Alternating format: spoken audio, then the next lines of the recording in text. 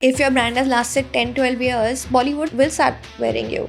I launched Papa Don't Preach when I was around 21, 22. Do you think labels should have the name of the person or should not? The stylist message saying my client is Paris Hilton. Oh We my God. died. We woke up in the morning and Chrissy has posted her in the sari and she's written Papa Don't Preach heart. And that moment for us was a pinch me. Ami Patel, she saw it and she took stuff for Priyanka Chopra that she wore for Lux, especially with women who are building businesses. They specifically get called out. If you want to be really, really luxury, you stick to what Sabya is doing and that works great. Or if you want to be more democratic, you do what Anita Noor is working out for her also. Sabyasachi completed 25 years now. 45% of what you make, they keep. Indians can't be fooled. Yes, I do get it's for young people and patli ladkiyon ke liye hai. How has your experience been with influencers? A lot of influencers are earning way more than a lot of Bollywood actresses. You need somebody to put a stamp to say this is fashion. How do you define overpriced?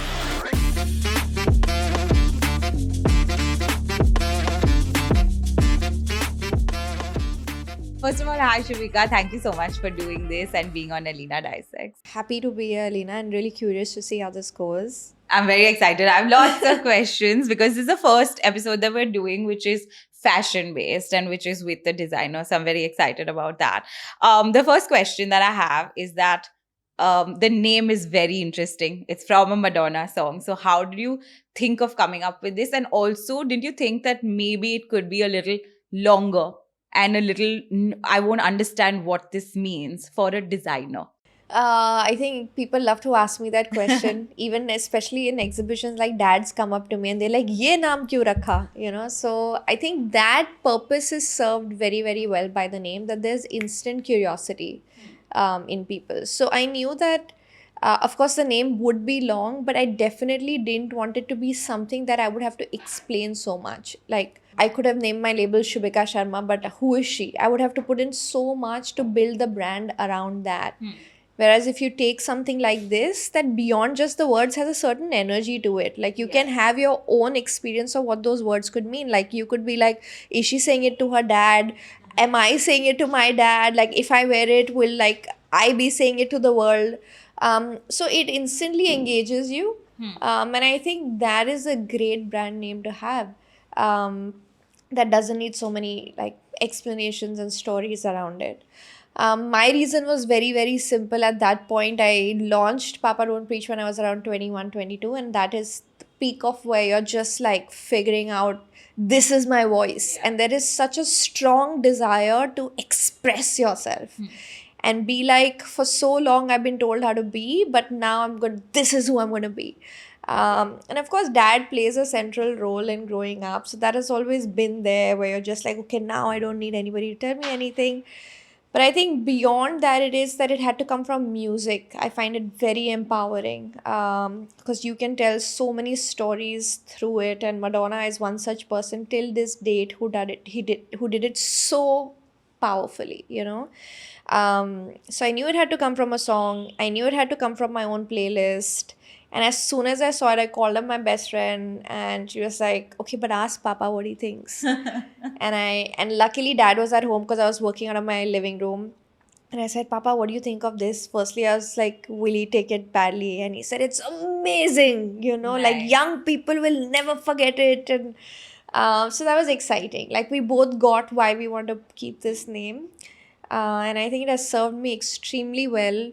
Today I can disconnect from it and I can become a different version of Shubhika, but Papa Don't Preach has its own personality. Like what I'm wearing, I'm in my like late 30s now. So I've become a different dresser than what I was earlier. But the brand can sustain. So I Do you think labels should have the name of the person or should not? People starting out always like wonder, should I keep it my own brand, my own name or I not? don't think people really wonder about that, honestly. I wish people gave it a lot more thought of what they want the brand to be or what they want the legacy to be or what they want the lifespan of a brand to be. I hope that my brand can live beyond Independent me of it. and independent of me. And for me, storytelling just takes far greater importance over anything else, over my own personality. So I want the brand to have its own voice. So I think if you understand the difference between fame and success, you'll be able to answer that question. If you're somebody who's seeking, my name should be out there, it's a very personal thing, honestly. For me, it was the clothes had to like speak for themselves, They and so I do. had to give them a name that would be their own, which wouldn't be mine. Okay, and if you had to tell audiences about what is the story that this brand is trying to say, what would that be in words? I don't think it's a story. It's more like it's an emotion. It's a very powerful emotion, and emotion in itself can go through so many permutation combinations that stories can just spring out of it if you really connect with the emotion. I have people who come up to me and they say, when we see your clothes hanging on the rack, we feel like they're alive, like they have a personality. And I have clients who tell me, oh, but that's not Papa Don't Preach. This is Papa Don't Preach. So I love that it has taken its own personality, and it's basically you're connecting to an emotion. It doesn't really have a story. It is whatever you want it to be. I often say we are like alphabets for people who really want to express themselves. So that's what I give through my clothes. I give you the alphabets and you can tell your own story. But these alphabets have like color and they have personality and they have passion and they have like energy in it. And then whatever story you want to write with it. And it is definitely for people who don't want to blend in and aren't afraid to like be seen and be heard, because a lot of, especially today, if you open your gram, that's what I was thinking while I was getting ready. I was like, when in earlier days when we didn't have our phones and stuff like that, you'd be like, हाँ मैं red suit पहन के खड़ी होंगी, उस पे फूल होंगे. You'd be able to find the person in a crowd. But today, if you walk into even my office and you see all the girls, everybody's in those crop tops, the t-shirts, the denims, or the tracksuits. How would you identify somebody in a crowd? It is such a Me Too time that everybody is dressing alike, makeup is alike. Like, even if you open your gram, I probably look like 100 other girls today, because of the makeup products we're using, the hair we're doing. So, in that time, it becomes even more important for me to provide um, clothing or just some kind of an emotion to people where they can express themselves. And some people say, oh my god, that's too loud, or that's too like, oh my god, how did the blue go with the orange and why would she wear that? But they're not afraid of that. They're just so excited to be able to say, this is who I am today. So it's like a superhero costume. Did you particularly think that this is missing from the market, or did you think that no, this is just something that I want to design? There was no strategy. It is just, this is the only way I know how to be. People ask me, where do you get your inspiration? What are your color stories? I have to really scratch my head because I'm like, I'll have to come up with some story. But the reality is that if I sit down to design, this is only what will come out of me. I don't, there is no strategy. And then what is coming out of you, how you package that and how you communicate that, that can become a strategy. But the products in themselves cannot be a strategy. Like, because of that, what you're seeing now in the luxury market, it's tanking right now, a lot of it, because everybody is looking like each other, because people are asking for you to dress them like the other at a better price point. Do you think that there was a need for a market Yeah, force? so that is when Because the you're- strategy comes in, Yeah. which is when a strategy comes in, you can see it. You can see, acha, they have made ready to wear Pret at this price point, so it sells. This is for this function, this is for this. But there are brands that will really pop out from your screens, and you'll know that there isn't strategy, but there is a lot of like just a very, I don't want to say authentic, but I want to say a very individual need to express. Right. No, it does show. And also, if I have to talk from a consumer point of view, I do understand that the clothing also comes with a sense of boldness. It also comes with a sense of rebellion. I mean, the name talks about it Yeah. also, right? So I think that narrative, that is what stood out from in the brand, because we can tell like with the outfits. But I'm sure everybody's told you they're too bold. How do you like address that? I'm not able to address that. So, but luckily for me, right from the beginning, there was a lot of love. I always got a lot of love. There wasn't so much criticism that I got. yes, I do get it's for young people and it's, हम तो नहीं पहन पाएंगे, पतली पतली लड़कियों के लिए है, young I'm लड़कियों sure. के लिए है. And I think everybody has a right to their opinion, but um, as long as there is this big, massive community that kind of resonates with what we're doing. And more than rebellion, when I was younger, I used to call it rebellion. But now I feel very clearly I can see it, it's self-expression. There is this hunger to be able to break out of the mold and say, this is who I am and it's okay. Like this is who I am. I think it's more that. You've also mentioned that you personally were not allowed to wear such kind of outfits that you design today. Was that a reason why you came up with such outfits? I mean, we can retrospectively look at it and probably say, yeah, that was probably a large part of the rebellion to come out at that age. But again, it wasn't a strategy. It wasn't to say कि मैं नहीं पहन पाई तो I'll make sure I make it. No, it was just I like that cut and I like that sleeve and I like it to sit here and fit here. So it was just joy of making beautiful things. Okay, I have to now ask you the technicalities. So, as a fashion designer, when you started out, how do you, because we know a lot of fashion designers who can design really well, but then they don't get the other aspects of the business, right? Like the marketing and the PR. Did you have that in mind that, okay, I can't just be designing, I need to figure out how to make this big? So actually haven't studied fashion, and I think that Okay. kind of benefited me. I studied mass media from JNBMM, and that just gave me. And I've always, since I was young, been a jack of all trades. If you ask me to sketch, it's not gonna look very pretty. So it isn't that I was very artistically inclined. I was just creatively like hungry. When I was young, I was probably 14 or 15 in my summer holidays. I started a library. Like I would collect newspapers from all my friends, my neighbors, sell it and go and buy secondhand books. And I took a space and I set up a library. So it was just that need to do something. There was restlessness. So the business aspect of it always excited me, that I wanted to make something that I would be able to sell. So that is why it's very, very crucial that young people who are starting off should know what their motivator is, right? Okay. If it is to make really beautiful clothes, then please work for design houses and designers. The world, like our design houses, really need good designers. We're not able to get them. There's so many fashion schools in the country, but very few genuinely excited designers coming out of it. So work, become a designer, become indispensable, and just create beautiful clothing. But if you are somebody who likes the business side of it, really realize you're no longer going to be a designer. You're going to be an entrepreneur, then a designer. An entrepreneur who makes clothes, who makes accessories, who makes, beautiful things. It's not the other way around. So that is where it's so important for people to do internships, which I didn't. So all my learning kind of happened at my own cost. But I tell people like internships are the only time where you're getting paid, even if it's very little, you're getting paid to learn at somebody else's cost.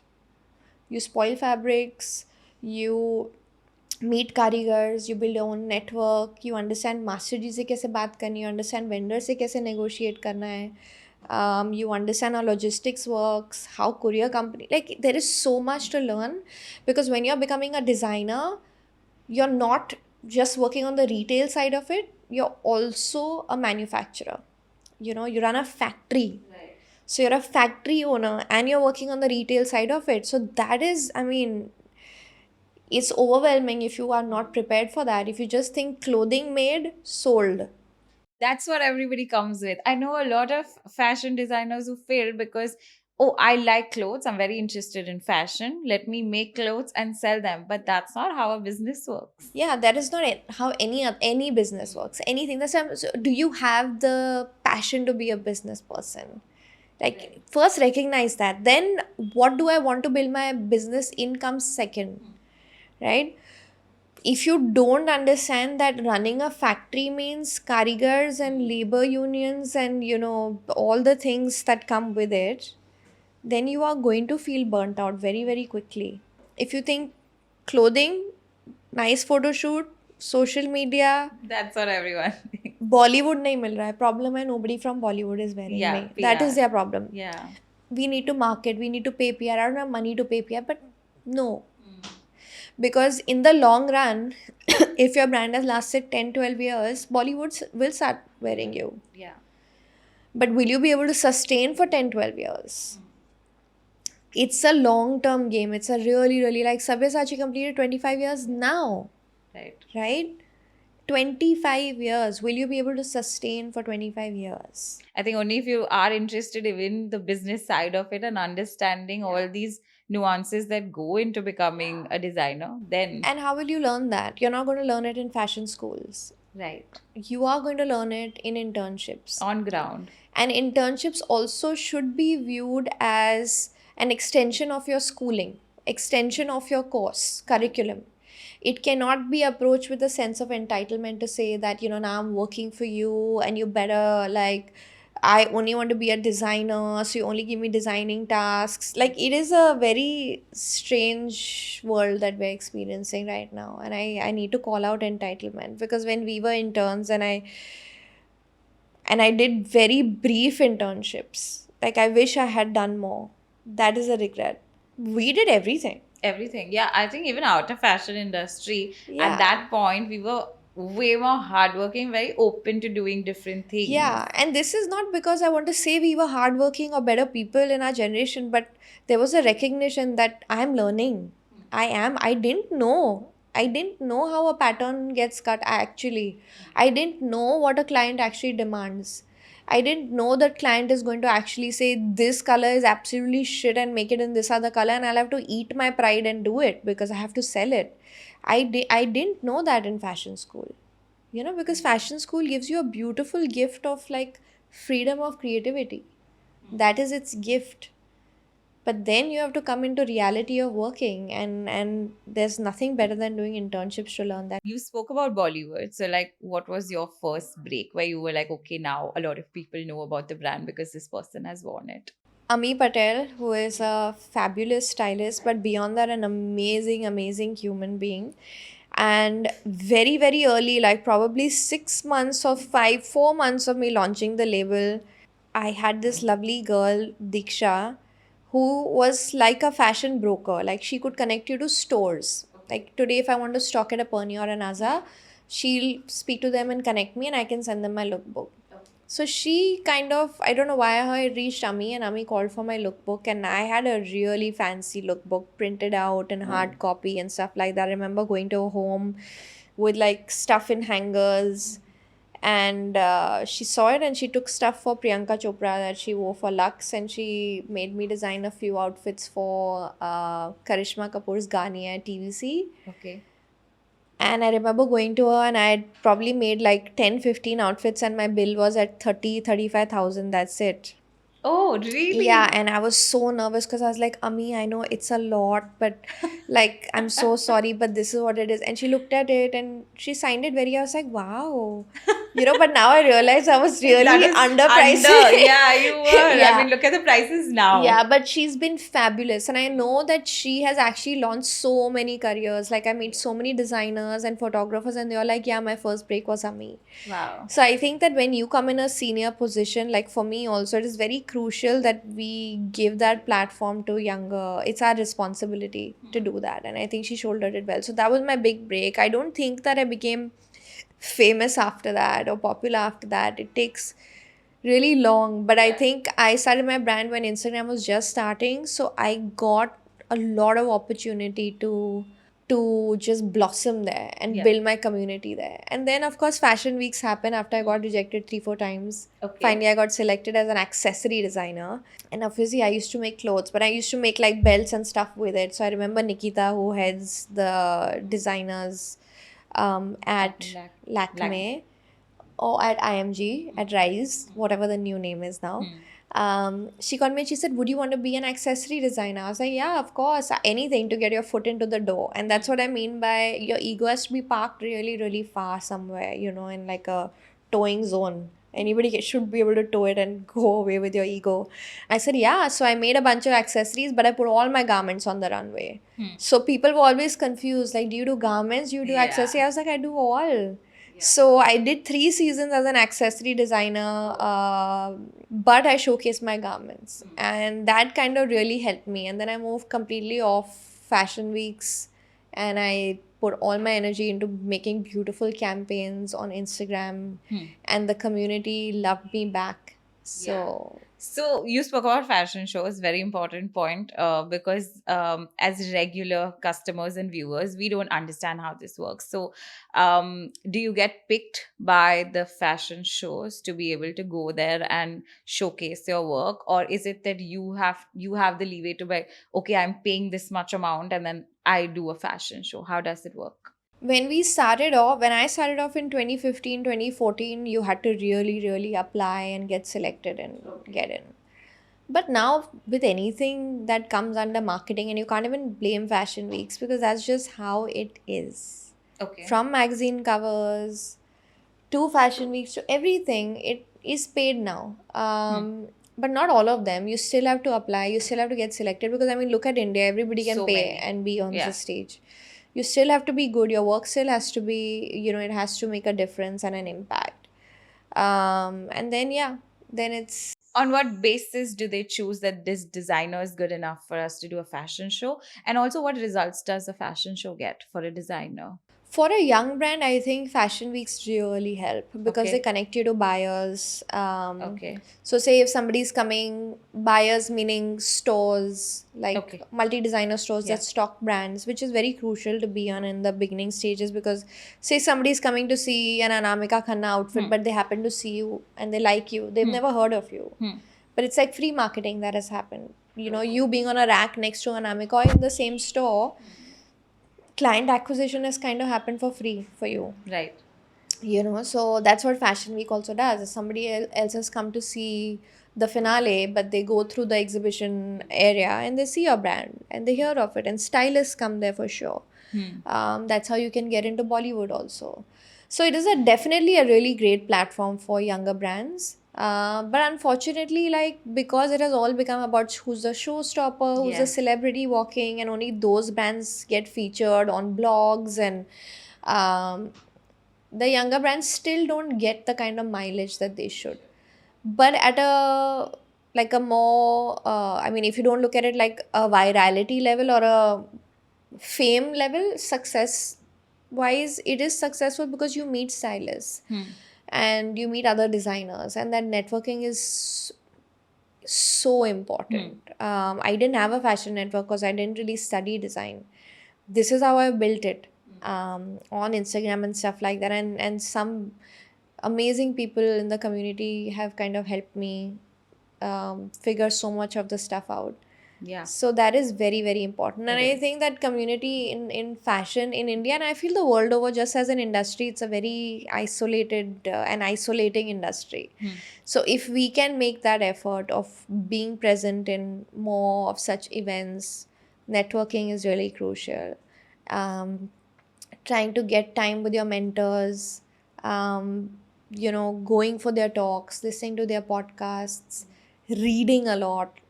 It's very important. You cannot work in isolation. You cannot just be a really talented person and think Of that course. you'll be able to sustain. Right. I want to also understand pricing. Okay. So, because this is something that new designers also struggle with. How do you decide what you're going to price your outfit, when you're starting? And then how do you build it over time? Because that's something that you've done. Obviously, the prices have varied over the years, but how do you understand that this is what I'm going to price my product? I think it all comes down to math. It is not any. I mean, Yes, it's not not random, I'm sure. yeah, it's not based on whim and fancy that, oh, I love this lehenga, so this one I can sell for X. That can happen at a luxury brand level where you're like, okay, now I have luxury means at an international level where you're like, okay, now for the brand I can ascribe so and so value for the product. But realistically, in a market like India, which is extremely price sensitive, No matter what you make, even if you put gold on your outfit, if it doesn't look like it's value for money, nobody is going to buy it. How do you base if something is value on what? It's personal, right? It's not personal Really? because Indians can't be fooled. Yeah. Indians can't be sold an idea of limited edition drops and you'll go out of stock. Hmm. They can't be fooled because they can go get it made somewhere. Right. They have tailors, they have Right. boutique aunties, they have 100 people who can make it for them. It can look 80-90% similar to what you're saying is sold out. Hmm. So you can't fool Indians. Hmm. It's very ingrained in us. We're actually such sustainable people, and it's a wonderful code of ethics that we've been brought on, that we know how to understand if it's value for money or not. The showmanship, the one-upmanship, beyond the point, it doesn't exist in India. That look, I'm carrying this bag and you're carrying that, so you're like, it exists, but it could be a very small percentage Small, of people, yeah. right? And the only time Indians really open up their wallets is wedding times. Yeah. And at a wedding now, because of Instagram, there are 1,000 things you want to spend on. You want to spend on decor, you want to spend on music, entry, cameraman, Destinations, choreographer, destination, bridesmaids, clothes. So your budget is split. So you know how much you can spend on clothes. Okay. It's very easy for people to understand what is value for money or not. Right? There are certain people who want to say, okay, I only want to be a Sabya bride or Yeah. a Tarun bride or a Paparon Preach bride. That's different, but that is a very, very small number of Market, people. yeah, correct. Very, very small. So the rest of India is very value for money. They have too many options. So you have to be very, very conscious of that. Secondly, the world over, the way fashion market and industry is doing, it's a really tough time everywhere, across. Correct. There is nobody who's really like flourishing just because, they're existing. So you take in your overheads, your cost of labor, your embroidery, your fabric, everything ethically sourced, made, keep your karigars well, pay them the bonuses, pay them the overtime, keeping all of that in check. Then you also have to take into account the margin of your resellers. So if you're at marketplaces, you're at probably on a Nykaa website or a Tata Click or at Azar Pernia and these multi-designer stores, their margin comes into it. Yeah, which is large, I've heard. Yeah, which can be anywhere from like 25% to 45%. Right? 45% of what Yeah. you make, they keep. Yeah. Okay. Because they have their own costs. They have running costs, they have sales teams, they have alterations they have to do. So no business, if you actually look into it, is just really sitting and getting it easy, Of course. There isn't. Like, it is a misnomer that हाँ वो तो 50% रख लेते हैं. But 50% में what all are they doing? They're also spending on marketing. They're spending on Instagram marketing, their website marketing, building stores. Store is expensive. Then. Keeping your sales teams, training them. Sales teams keep changing. So you're rehiring. So there is no business that is very easy. So if you're sitting there thinking, maybe in fashion, if I want to do a multi-designer, that is easy money. No, it doesn't. It won't. You get into it, nothing is taking like... everything is really hard work and it comes down to math. So you accommodate that margin, then you have your marketing costs, you have your online spends, you have your core team. Apart from your karigars, you have people who do your marketing, your sales, your digital sales, your HR, your admin, your ops, your courier, your shipping, your warehousing. So I have about 80 people in the team. We call them the corporate team, but it's not really corporate, but they're the people who are working in like the marketing and ops side of it. And then you have about 100 karigars, So these are the costs you have to take into account. At this point. And then when you start out, how does the same Always have different price? all your fixed costs you have to take in, and you will always need a marketplace to sell you when you're younger.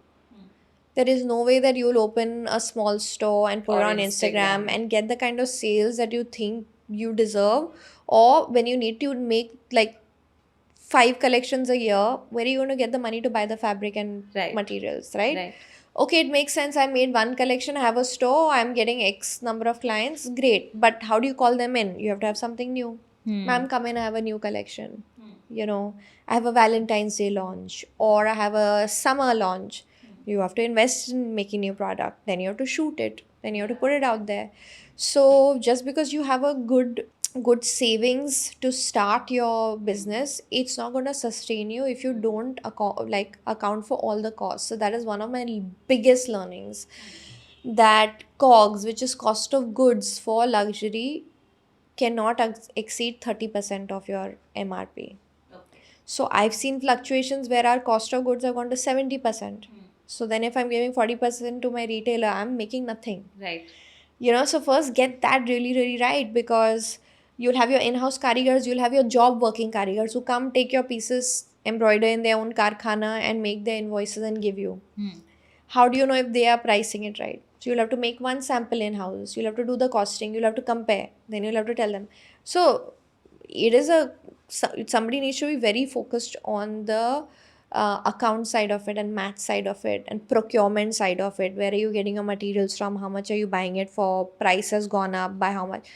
So manufacturing, as I say, is completely different. That's a completely different team. Your retail side is a completely different team. Even when you're starting off, you'll have one salesperson, you'll have somebody who's making your website, you'll have somebody who's uploading on social media. At the beginning, you're going to be the person doing all of that. But the second it needs to scale, you're going to have to start hiring.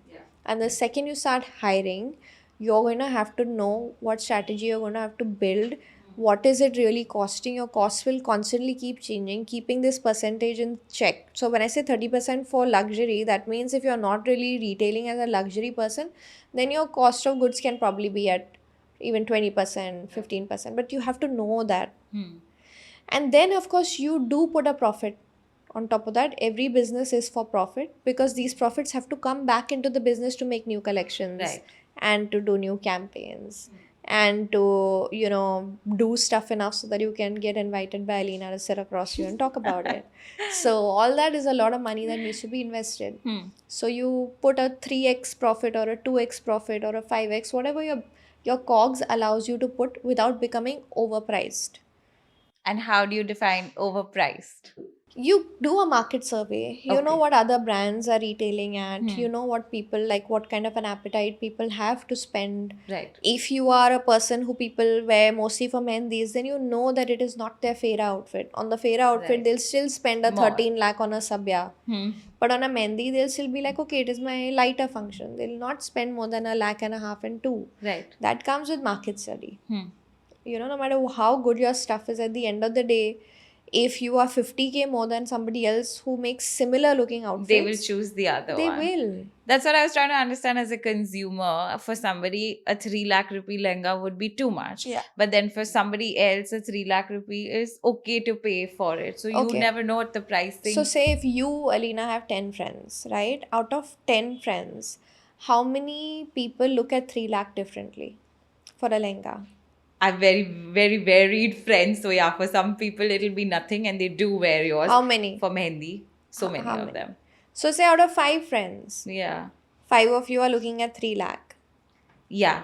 More or less everybody is going to know it is an expensive Yes. item. No, it's not going to be like 4 out of 5 people are saying, oh, 3 lakh is nothing. No. Probably 1 out of 5 will say, oh, 3 lakh is nothing. Correct. 1 or Then 2 out of 2 5. out Yeah. of 5 will say, it is expensive, but it's worth it. Okay. Right? Yeah, They one need time. convincing. There are people who are in the consideration phase, right? Like how you talk about the funnel, Yeah. where the people who are just vaguely interested, and then people who are like actually considering buying it, and you just need to tip it over by saying, but this is one of a kind. Yeah. They'll buy it. They need little convincing. Yeah. But the top people at the top, they don't, I mean, at the bottom, where people who know they want to buy you, they don't need convincing. That's your one friend. The second friend who's like, expensive, should I, shouldn't I? Convince them to get converted. Okay. But the other 3, you'll have to invest a lot of money, marketing, convincing, to convince them that 3 lakh is actually worth it. Okay. You'll have to say, no, it is. But they'll be like, but okay, let me see another income. Yeah, let me see another one and come. Okay, Yeah. she told me she can make something similar for me in half. I'll put this money in that. Yeah. But to be honest, what I have noticed about your sense of style and fashion is that it's not replicable. Like it's very hard to replicate what you make versus every other designer. You can go to Delhi and buy a copy or get your regular Chandni real Chowk will made. tell you something entirely. For Papa Don't Preach also. because I find it the kind of work that But goes into people it. are okay to discount the work a little bit. Okay. Because they're like, मेरे को दिख रहा है ना, मैंने original देखा है. Of But course, you other can tell the guests haven't difference. seen. No, but I'm telling you, this market is very, very price conscious and sensitive. So either you invest so much in your marketing, where Sabya used to consistently for 10 years have the first 4 pages of Vogue bought Yeah. out in his ads. Yeah. And he did it when print was at a high and Vogue was the best. He did that. He invested that much. So he built his. So now he can say, give me 20 lakh for my lehenga because he invested. So if you can invest that kind of money consistently for 20 years, okay. That's what I'm saying. Recognition is very important of how big your kitty is and how long you can sustain. Otherwise, it's a price sensitive market. Right. No, it is. I from coming from you, it's a little strange because you're selling outfits that cost 3 lakhs and 5 lakhs. So you would assume that okay, there is an audience obviously that can easily pay that, and they find it worth it also. There is, but it's a 1% of India. And that 1% or 0.01%. But you want to cater to them, yeah. You don't want to cater to And the masses. 0.01% is see the brands that are competing for that 1% or 0.00%. Quite a lot of them A now. lot. Yeah. Especially post COVID. It's So been many. like pre COVID, we were one of the few brands who had our social media campaigns and storytelling really solid. On the flip side of COVID, everybody has figured out what kind of campaigns they need to do, how they need to shoot. Even if they don't have the money, they know they're pumping it into shooting Yeah. content and stuff like that. So your competition is intense. Yeah. True. Yeah, and the in such a large country, if your percentage of people you're targeting is that low, then you either really up your marketing skills or you just be in multiple cities so the accessibility is there. You know, in that sense, it's just how much you can invest in being present What on would you like to celebrities. do? Would you like it for more people to be able to wear your designs, or for only like that niche? Like then how would you grow it? I was listening to Martha Stewart's or watching Martha Stewart's documentary, and Okay. something she said really stayed with me. She did a collaboration at the peak of her career with Kmart, and naysayers were like, you're downgrading your brand and stuff like that. She said that just because a person is not able to pay 2 lakh, I mean, Yeah. in USD, does not mean they don't have fashion sense or does not mean they don't have taste. So I want to be able to give tasteful things to these people who have taste but don't necessarily have the kitty to or the wallet to do it. So I think fashion should be democratic, but there can be a fine, like a very clear line between what the lines that you're like. You can have a luxury line, you can have a Pret line. Like I think Anita Dongre did that fabulously, right? Yeah. But that again is the journey you want to take as a brand. If you Correct. want to be really, really luxury, you stick to what Sabya is doing, and that works great. Yeah. Or if you want to be more democratic, you do what Anita Dongre is working out for her also. Right. But the point is, it'll take you 25-30 years to build get that. there. I mean, I've seen the H&M collections that designers have, and I love it. I mean, Yeah. it gets sold out so fast. Yeah, why not? But what a great collaboration, because H&M is a massy brand, and then you have a Payal Singer doing a collaboration. Like you would want to pick up those if you're not buying lehengas. Yeah, and why not? Yeah. Why not? But for me to be able to create a Pret line again, I need enough money to be invested in that. Okay. Because then you need to be able to produce it in At quantity. scale. Yeah. Yeah. And you need to be present in more points of sale or stores, touch Okay. points. Right. You can't just sell it off of websites, because then Pret is a more of an impulse buy, right? You're walking in a mall, you pick it up, you like it, you pick up a shoe, you pick up a bag. So Pret has a different strategy. Luxury has a different strategy. And so if you're able to give it time, I think it can work fabulously, especially in a country like India that has so many people. It is so complex. It is Yeah. so complex and layered. Like the reels that we love will never do well, but stuff you put very organically will kind of shoot up, because the people who are consuming it are so varied. You cannot have I don't know, one strategy for India. So I'm still trying to figure it out, but I think there's so much scope, and that's what's wonderful about India. And I think in the next 10, 15, 20 years, we're going to finally speak as we should Indian luxury, but it is only about the brands who can sustain for that long.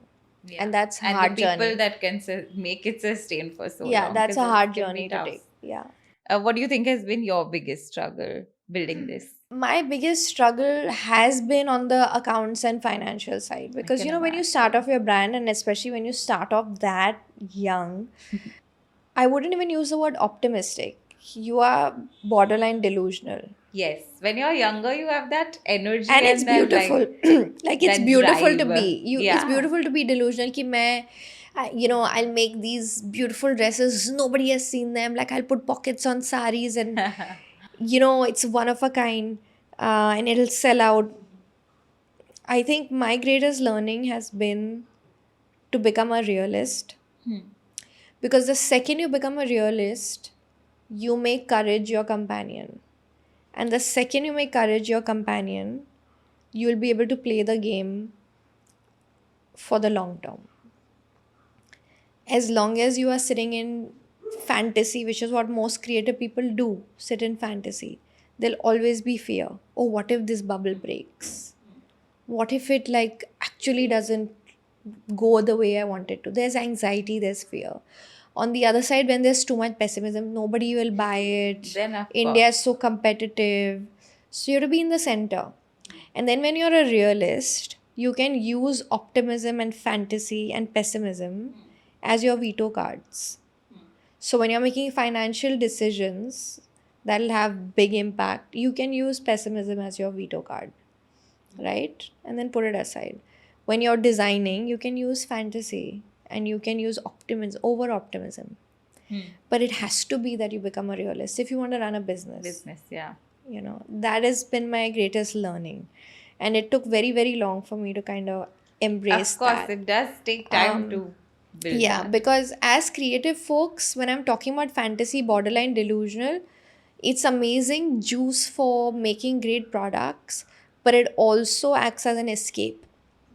So you escape from doing the math, you escape from setting the salaries, you escape from having tough conversations with your employees who need to be let go of, who aren't really working the way they need to. You mix emotionality, because that is our tool to be creative, emotions. So how not to use fantasy for escape Hmm. has been my greatest learning. Wow, Yeah. very deep. Yeah, maybe. And a very tough pill to swallow. But yeah, it has been swallowed. It takes time, but businesses, Yeah. I think it's tough. I mean, you Yeah. learn so much Yeah, on the you hear way. that. You And, hear that. Yeah. But when it happens to To you, you, yeah. you're like, it's like it really is just happening to me.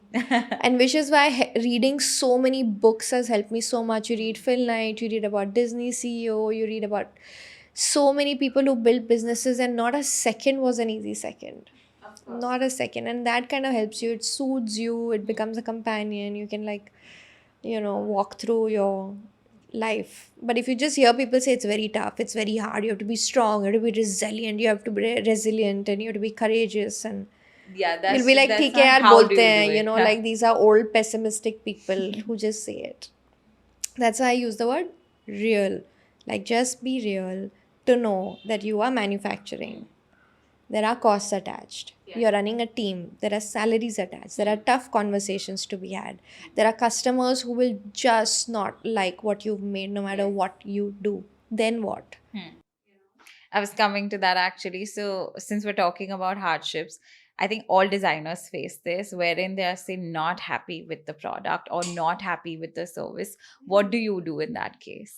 And has that particularly ever happened? Yeah, of course. I think the past 6 months for us, we were in a transition phase. We were going from our workshops being in New Bombay to moving them to Lower Parel to make the team leaner and to bring the operations more tightly under control, to get my cogs under control, Okay. which were like out of control. And in that transition period, we had severe delays on a lot of our. That was a very, very rough period. We upset a lot of clients, of course, because they were like real delays and things like that.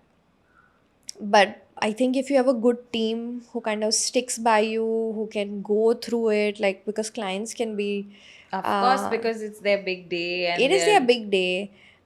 So having the right set of people who can hold your hand through it in your team, who kind of are going through your same pains but are like, no, we'll come out of it, we'll make it better, we'll do it better. So I think how we handled upset clients is how anybody would handle anybody being upset. You try to do your best. And I always try to tell my clients that when I say we do our best, we're not saying that we'll not make mistakes.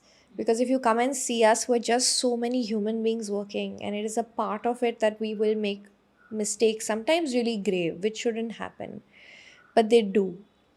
But when I say we will do our best, what I'm essentially trying to say is that we'll do our best to course correct and to fix it and to come back. So I think if clients can have that kind of empathy to say, okay, you messed up, but fix it. And then if we don't fix it, and then if we fail and falter, and if we're not there for you, then you can just go all out and be totally upset. You have every right to. But the first one chance should be given to fix. Because I think right now with social media, what has happened that people use that as a threat.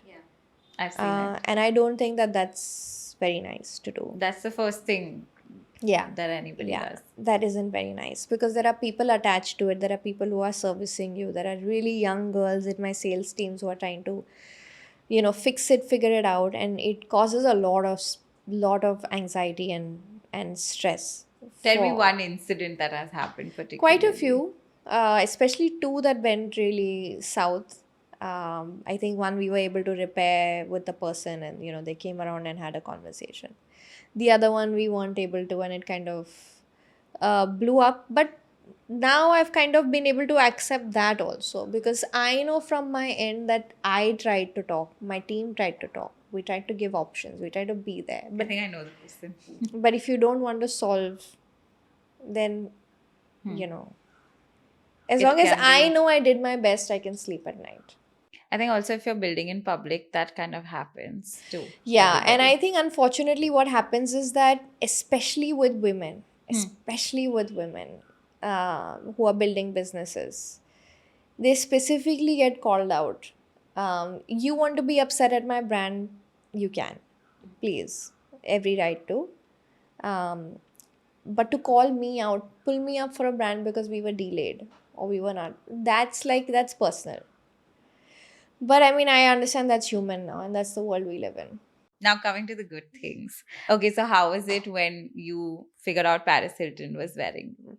That was amazing. That was insane because we actually don't have a PR company or a team at all. We have like one person in house, and we don't have anybody sitting in the US or international offices or none of that. So it actually just came via Instagram. First was Chrissy Teigen.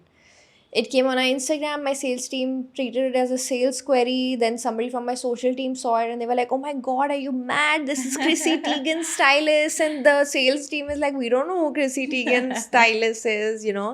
So then she sent it to PR, and then my girl who handles PR. And actually, at that time, we didn't even have PR. So it was just me, and we got in touch with the stylist. And it was 1 week from Diwali, and it was in LA. And we were anyway like really packed with orders, and she said, "Send me these 4 saris," and we had to make them from scratch. So we you did made- that and we shipped it.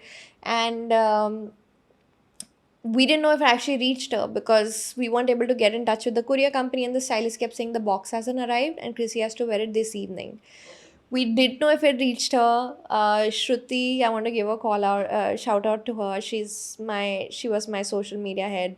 She got in touch with like her boyfriend's ex-boyfriend's mother-in-law No way. to go to, and then that didn't work out. So then she got in touch with her friend who drove down to DHL warehouse, picked up the parcel in LA, and everything is No far in LA, way. and dropped off at the stylist's home. And she was like, "It's reached. We don't know if she's received it. Like she wasn't there." So we went to sleep that night because India time and LA time. We went to sleep that night not knowing if it's actually even reached. Forget.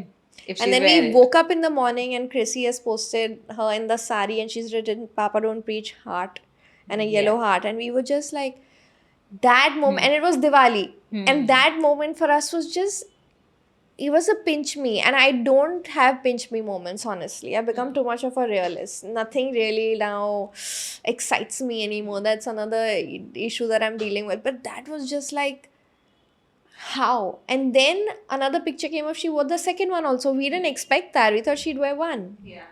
And Paris Hilton was the same. So my Lamia, who's my PR head, she just sent out a bunch of our lookbooks on Instagram. Okay. And then I think 6-8 months later, we got a message that I have a client who's coming to India and she would like to wear this outfit of yours. So Lamia was like, I don't know who the client is, but yeah, okay, cool, we'll do it. Then after a few days, when the day Paris was landing, the day prior, the stylist messaged saying my client is Paris Hilton and she wants these outfits. Oh my We God. died, right? And then so we sent the stuff across, and Mohit Rai, who's a friend, he said, I'm styling Paris and she only wants to wear your red jumpsuit. And that time, a lot of people told me that so many designers had sent their stuff, you know. So we were still like, Pata nahi if she'll wear or no, because he said it's not fitting her, but she's saying, I'll keep my hand like this and I'll wear it. But I want to wear only this red. Because, you know, she's a fashionista. Yeah. She doesn't need people telling her what to do, what not to do. That's so cool about her. Yeah. Because celebrities these days don't take calls. Yeah, on they their don't have a clothes. taste of their own. No? I don't know what it is. I don't know what it is. Some It's of them always have the strong taste. stylists who are styling. Not really. Poor stylists also. They're also struggling. It's actually, I don't know what's happening in India right now, to be Okay. honest. But, so she was very clear. So he had to alter, however, he had to alter. And then we see her wearing it and coming. And she sends us a voice note saying, you know, I loved your outfits. And I was like, why is somebody being so nice to me? Like, I couldn't deal. My team was just like, they were actually, we couldn't deal with it. And girls started crying in my office because it was like, why is she being so nice? And then she invited us for the party in the evening and we met her and we said, you know, this is the team. And she said, oh, I love your eyeshadow and I love you. And then she posted a reel just trying on 5 of our lehengas for no reason. So that for me, like when people Go out of their way. do that, Yeah. it's She pretty is a really amazing. sweet person. She is. It was pretty insane that moment. So yeah, if you ask me, when did you finally feel like, okay, you know, you were famous? Because after that, we got a lot of people like writing to us and saying, you know, are you looking for investment? Are you looking for stuff like that? So that was right out of COVID. So that was a great time. Yeah. Yeah, it must feel But it something happened of that. organically. That's what I'm trying to say. That's the Right. power of Instagram.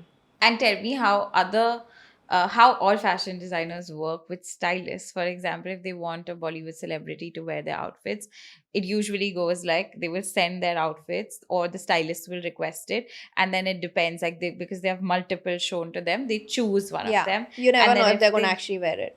Right. And then if they pick it, then it's on them if they're posting about it and tagging it also, That's right? that's only how it happens in India, I think. How does it happen in India versus abroad? No, I'm talking about the tagging part. Like, it's Okay. only in India where celebrities don't really give credit to the designer. Okay. I don't know why that is. Okay. Because you're actually wearing something that you have received as a barter. Hmm. And sure, it's like a win-win on both sides. You're getting to wear something that is like a 5 lakh outfit for free. Hmm. And we're getting marketing off of you. Right? So it's a Right. win-win. Right. So why would you not give me the marketing? Why would you not tag the brands? Especially really young brands who get worn for these promotions and stuff like that. Except the stylist posting about them on their own page, the celebrity doesn't. I thought the deal was that if I'm sending you the product, in exchange you do a You tag. can't make deals with Bollywood, Okay. you know. Okay. The stylist will say, sure, I'll give you credit. They'll do it on their There. page. Okay. But the celebrity won't. Okay. And I don't understand why that is. It baffles me. I've seen some tag. Some Some. celebrities. May. They tag. Yeah, Shilpa tags everybody, which is very nice. Okay. But rarely the others. Okay. Yeah. And how does it work abroad? I mean, at least in our experience where Paris and Chrissy wore us, the tag does.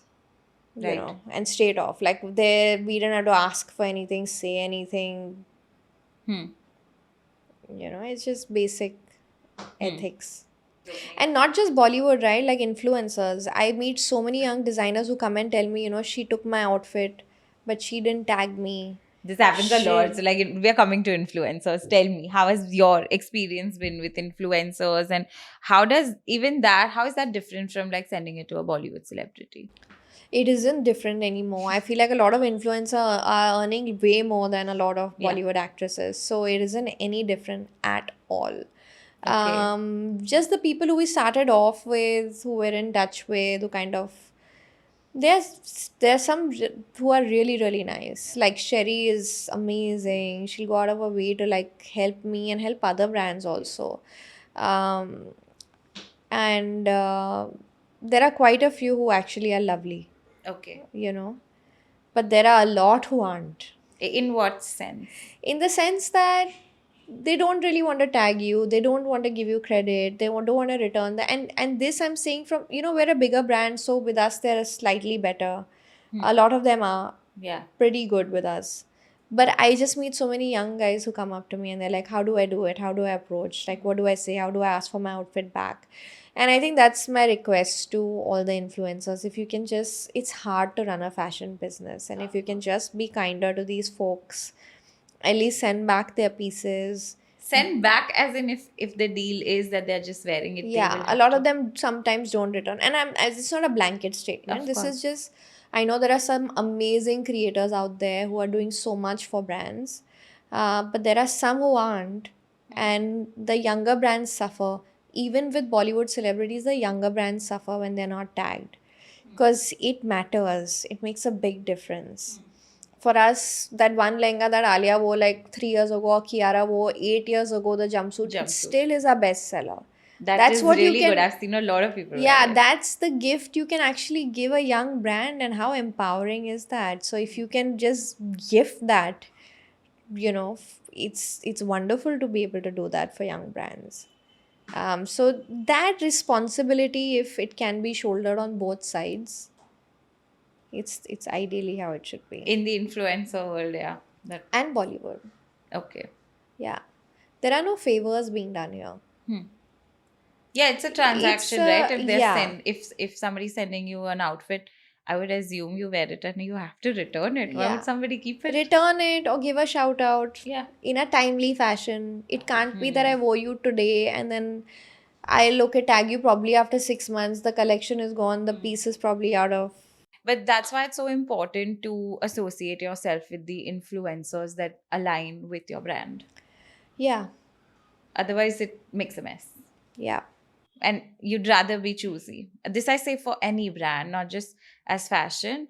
If somebody asks me, how do you associate with influencers? How do you pick? I have this much budget, I'll just choose all micro influencers. I tell them, don't do this bulk deal. You have to really go choose who you want, see their engagement, see their content, and if it aligns with your brand. Otherwise, Everybody's trying to what's the figure it point? out, Alina. Yeah. There is like, you can't tell what's happening, what's working, Yeah, who's which is really why good, because people who've done it, if Yeah. I've done it for so many brands, this is what advice I would give to Yeah, people who are absolutely. doing Yeah. influencer Fair. marketing. Fair. Like you have to be picky and you have to be choosy. And I think influencers are great if your product is under 8K, they can actually help you convert sales. Right? They can. 8K or 5K, you'll see sales. They'll actually be able to do it. But if your product is expensive or beyond 8K in a market like India, then you have to know your influencers are going to help you give great exposure Yeah, awareness. and awareness. So Yeah. that also be clear. That Yeah, you can't right. hold You the can't expect sales from you can't hold the influencer response and say, oh, nothing happened, I didn't get sales. right. Because it is the country that you are in. It has to really make sense. They have 100 options to go online and shop you at cheaper prices or somebody else at cheaper prices somewhere. Exactly. But fashion prices can be very misunderstood also. I feel like people don't understand that why something is priced at this when I can get the same thing at like much cheaper. Absolutely. Yeah, Yeah, so- that's another conversation. Whole other conversation. But we have to talk about inclusivity. So for years and years, we've seen that fashion houses have a particular size catering to a certain type of body. And I've personally also seen that, like from your small designers, big international, everybody has like, I feel like they're all made for skinny people. And now I think a little bit change is coming where they're like, okay, they will design for people that are different sizes. I don't even mean big, because everybody has a different shape only, right? So then how do you as a brand make sure that you are being inclusive? I think you said it very correctly. Every shape is so different. So if you ask me how I as a brand am being inclusive, to that I cannot answer to say that I'm making clothing in all sizes. I can't, because if I'm making a lehenga, even if you are a 36 or a 38 chest, you're going to be very different from another 38 chest. Right. There is no way. So we give the option of customization, bespoke, and everything like that, like all designers in India do. But for me to be able to hang couture in multiple sizes, no, because No, it has to be tailor made, right? Once no, you see it, because at nobody least. is ready to come and buy my piece off the rack, even if it's fresh. Yeah, yeah.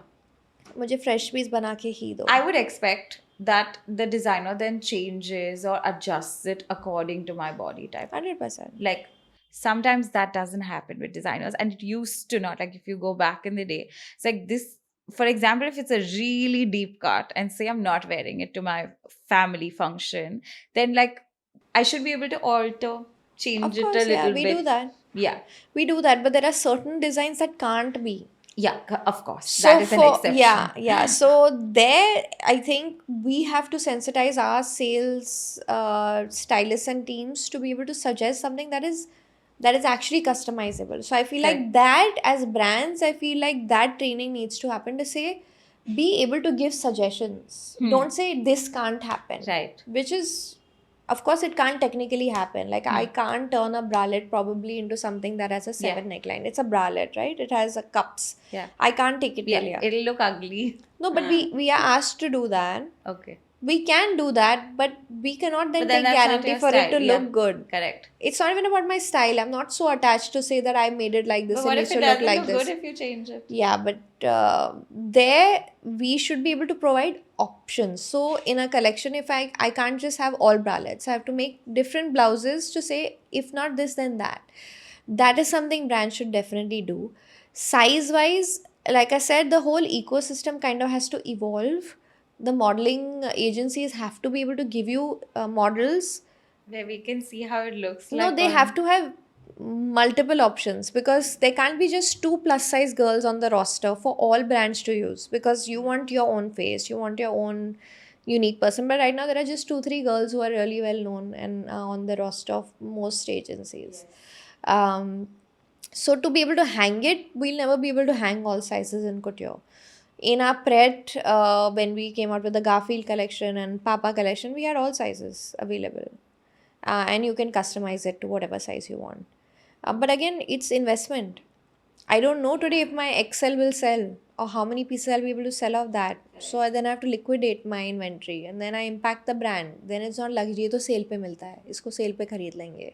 What do you do if you have extra stock that doesn't We have get to sold? give it on sale. Okay. Yeah, we cannot be those, you know, Yeah, you LV can't discard it, LV where like you it- burn your bags. We can't.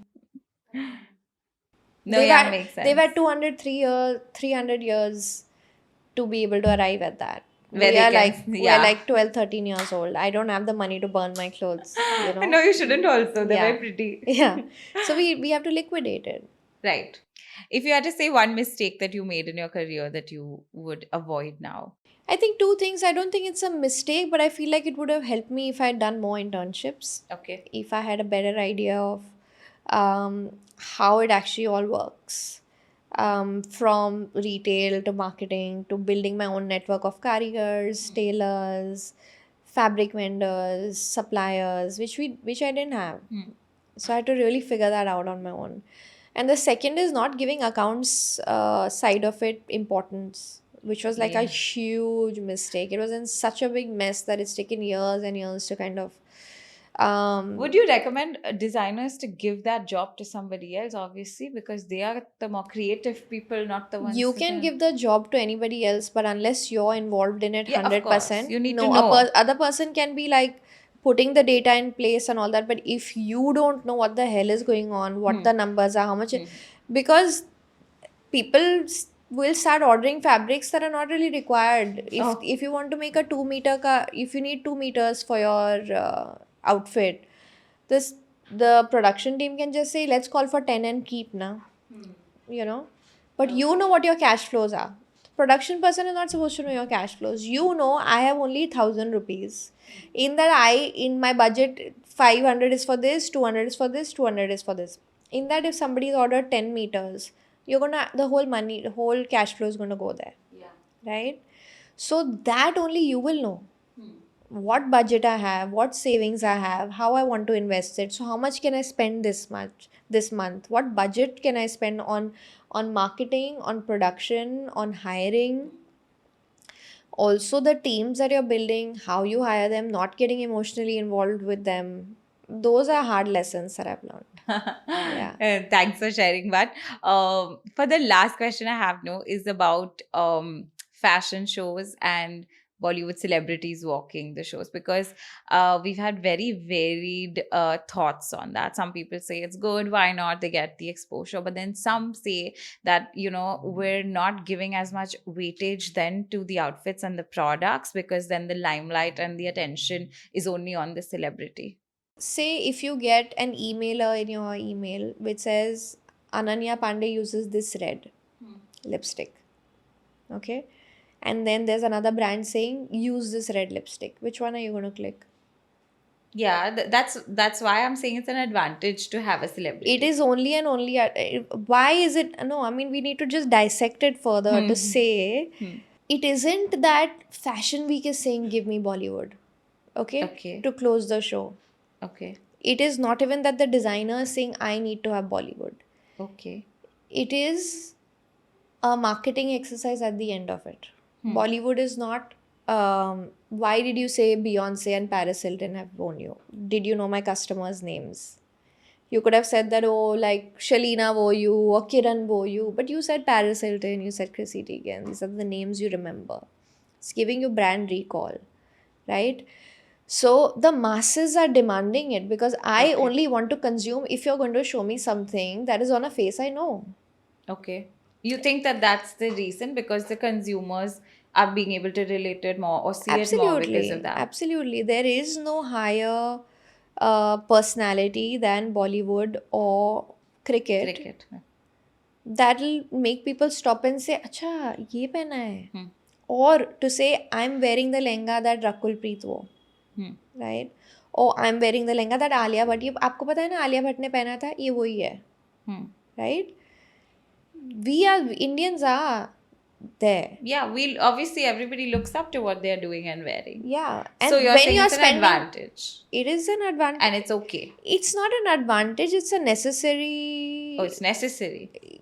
I don't know if it's, I want to call it evil or no, but this is how the society works. That unless you're on glamorous people, I'm really not going to think you're a brand that has been, that should be called luxury or that should sell at that price point. There'll be very few discerning people who'll come to you for the quality. Right? Yeah. The others, especially when even why did the ombre saris on Alia Bhatt sell out and why did the website crash and why did they sell out? Because Alia wore it. Also, it was really pretty. Rocky and Rani. No, it's actually just an ombre georgette. There was no embroidery. It's just fabric. Yeah. Why did it? Because of Alia Bhatt. Yes. Of course. Yeah. Why did you notice that it's so pretty? It's literally fabric. You go here to I've seen so many people replicate it. It's not even about replicating or no. It is a sari that has existed. It is an ombre shade that has existed. It is not that it was invented. It has existed. It's there in all your fabric stores. You go down Santa Cruz and Khar and Saroj. You'll have these fabrics. But it sold out because Alia wore it. And why? Because why did you want the sari that Alia was wearing? Why did I not pick? Because you need somebody to put a stamp to say this is fashion. Yeah. This is cool. So I'm wearing it. This is actually good. People want somebody to help them out. Yeah. They want Alia to say, yeah, this is very pretty actually. Or an influencer to say, yeah, this is a god. If you also will wear it, it'll be nice because I'm telling you it's a pretty color. I'm telling you this is the color of the season. This is how it girls dress. So you need the external validation or a stamp of approval from the highest authority in fashion, which Indians see Bollywood to be, right? It is the glamour industry at the end of it. Here we don't even have supermodels. Yeah. Masses don't care about supermodels. Yeah. They actually don't. We don't even have pop stars. We don't care about pop star fashion. Sunidhi is going and doing consistently for so many years. Now people are taking notice of what she's doing. But for fashion, will somebody say she wore that lehenga, I'll wear it? Probably in today's social media space. But beyond Bollywood, there's nobody. If she's worn it, even if I don't like the actress, I'll say, Bollywood has worn it, so it must be a good lehenga, so it must be a good brand, so I can convince my dad to pay 3 lakh. Yeah. So that's why I'm saying another 10, 15, 20 years where India finally evolves. Like, I can't even blame us. I'm part of it, right? I'm telling you, I'll click on Ananya Pandey wears this red lipstick or lehenga. I would click on that. Yeah. So I'm a part of it. So until like we're just about coming out of survival mode, you know, our parents' generation also worked really, really hard to be able to give us what they gave. We are a generation now which was lucky that we had the comforts to start having higher thinking, what quality of work, you know, about craftsmanship, about saving the karigar, about sustainability. We can have these conversations because we're out of survival mode. The next generations that will come will have higher thinking. They'll think about design, they'll think about aesthetics. Why Europe was a much older democracy than us has had the time to beautify, and even their shop names are so aesthetic. Look at us, like our boards here, there, here, there. Where is the time? So we'll come there. We'll come to a point where we don't need the external validation or we don't need that assistance to say. But that's some time away. So until then, it is a necessary evil. It just is what it is. Yeah, I don't think there's anything good or bad. Like personally for me, I think if it gives you the awareness, it's good. It's just that I've heard a lot of designers and upcoming designers say that then that takes attention. But like I'm It very does. neutral to It it. shouldn't very have to be the case. It shouldn't have to be the case. Yeah, it should be that it's a beautiful outfit and I feel confident to wear it without anybody telling me that it's nice. But human beings unfortunately are not wired like that. You know, I should be able to walk into a store and this is beautiful. Even if it's not a popular brand, this is what I'm gonna wear. But that is like you are really like questioning the whole psyche of humans. जो दिखता है वो बिकता है. Yeah. Why Bene Dosa became so popular?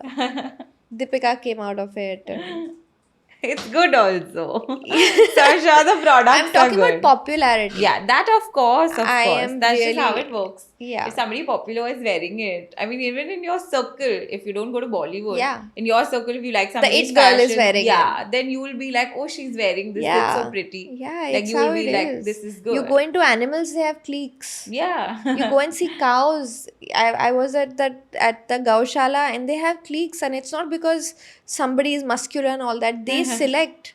It is just Really? yeah. Cows? Yeah, they have groups. Oh. They only hang with their groups. You try and feed the other one will come and Oh. yeah, there is competition. This is basic. It is what marketeers kind of feed off on. Yeah. The insecurity, the FOMO. competition, be Yeah. like the it girl, look Yeah. like the it girl, Yeah. talk like the it girl. It's ingrained in us. So how are you going to change that? By criticizing that we shouldn't have celebrities? You want that. So I think the whole that's why I say you talk about copying, you talk about plagiarism, you talk about um, Bollywood, you talk about influencer culture. The whole ecosystem has to evolve to a place of higher thinking that can appreciate art for art's sake. And until that happens, India, that's gonna take a while. not just India, you see it even like what Gigi is wearing is viral. It's everywhere. You know, That you is just going to live. but here we are more so. Like we still have to we have to give it time. We have to have patience. Right. And if you are trying to build a brand in this scenario, then you have to have a lot of resilience and patience and courage and planning and great financial planning and a very strong marriage with reality. Where do you see Papa Don't Preach in the future? Like 5-10 years down the line? I think we're getting so much love from the US, which is why I travel there like twice, thrice a year. So I see us expanding there. Nice. You will soon see a collaboration with Revolve, which is one of the largest e-commerce platforms there, at very democratic pricing. So I'm excited about that. Yeah. So, and we are in March, we're launching 2 new stores in Delhi, one in Dhanmil, which is going to be more like a flagship. It's beautiful, it's a large space. I'm excited about that. Another store at Emporio. So, it is just creating more touch points for our clients to come and experience the whole Papa Don't Preach universe as a whole versus just the clothing. So, it's a more offline focused next 5 years for us. Sounds very exciting. Yes. I'm excited about the Revolve Yeah, soon. stuff. that is going to come out. April maybe, April, May, June. Wow, exciting. I'm looking forward. But I had a great chat with you. I had so much insight, from like a design point of view. Like I said, I haven't done that or sat down with a designer to speak about like the intricacies. But also you spoke a lot about like how do you even get to the business, the math Yeah. side of it, the business side of it. Like I said, I've seen so many upcoming designers that will literally just be like, I love fashion, I love clothes. I'm Yeah. gonna have a fashion business, and Yeah. I'm like, it's really not. I run a business. I know that that's not how you run a Yeah, business. absolutely. If you like mics, you don't suddenly start knowing how to sell it. Yeah. Like that's the Exactly. difference. Yeah. So Yeah, the key is to just know yourself. yeah, I want to be a designer. I want to be an entrepreneur. What do I want to be? Do I enjoy the marketing aspect of it? Do I enjoy the sketching and designing and aspect? only if you align will you be able to do it successfully in the long run. Otherwise, you'll just be like you lose the motivation to do Absolutely. it. Yeah, you burn out. It's insane. Yeah, This this is industry is hectic. insane. Yeah. It's constant competition. You're constantly faced with what other brands are doing. You don't know if I should open another store or should I shoot more campaigns because everybody's doing everything and you're just like, somebody tell me what's working, you know? Everybody's figuring it And out. you can burn Yeah. because this is a tough period. But we'll come out of it because I think India is moving. There's so much more conversation around India, fabulous designers taking our name to Harrods and Bergdorf's and Saks, and it's a great time Yeah. to be able to sit through and, you know, Make your mark. sustain. Yeah, also. Sustain. Sustain. Yeah, it's a long-term game. I'm glad. I'm glad all these insights that you have given. You haven't like said all of this before, quite a lot of this. So I'm happy that you did it with us. Okay, I'm glad. Thank you so for the much for, like- conversation. I really enjoyed the Yeah. questions because it Okay, was much more focused on trying to understand the industry and the work. And I think it'll be very helpful for people who actually watch it, who are aspiring designers, which is what I think the whole agenda behind putting more podcasts out there is to assist people to figure out what's going on. So I think that I really appreciated your questions and I enjoyed answering. Okay, I'm so glad. That was like going to be my outro, but she did it. She spoke about what benefit you're getting out of this episode. But thank you so much for watching another episode. Leave your thoughts in the comments below and don't forget to subscribe. I'll see you in the next one. Bye-bye. Bye.